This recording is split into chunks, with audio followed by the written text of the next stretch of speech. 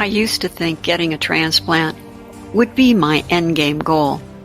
After all, it was all that I focused on when my genetic kidney disease was calling all the shots. Looking back, I now know transplant is a journey, not a destination, and that getting a transplant is only the first half of the game. I also discovered that getting a transplant is nothing like the second half of post-transplant living. Before my transplant, I had to deal with crashing labs, fatigue, fear, and anxiety.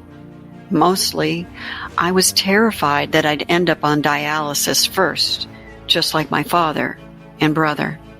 I found myself in a frantic attempt to get a transplant first. Of course, the only way to pull that off was to find a living kidney donor who was healthy enough to pass all the tests. So that's what I set out to do. And as potential donors stepped forward, there were unimaginable delays followed by multiple notifications of disqualification. Fortunately, after 18 months of searching, my ideal donor appeared, and she was approved to be my donor. And on June 8th, 2010, the surgeries went off without a hitch. Now, nearly 12 years out, we are still transplant strong. Yet, just when you think all the hard work is done, you discover that life after transplant is more than just swallowing a handful of pills every day. It's about healthy living, ongoing lab draws, medication monitoring. Just one fumble, like forgetting to take our meds or taking them at the wrong times, can put us at risk. It's up to us to be one step ahead of the game. We have to pull our lab results from the portal. We're the ones who need to alert our transplant team to either bless or reset the next play. Waiting until our next appointment is unacceptable. Success starts through us.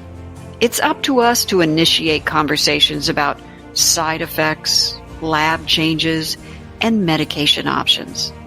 For example, when I was having trouble maintaining ideal Prograf levels, I asked about a once-daily option. And I'm so glad I did, because that change ended up reducing my dose, and my levels are now consistent. All in all, I've learned that transplant is not a one-act show. It's a team event that we hope lasts a lifetime. We can support our success by keeping our nurse coordinators, nephrologists, and transplant pharmacists in the loop.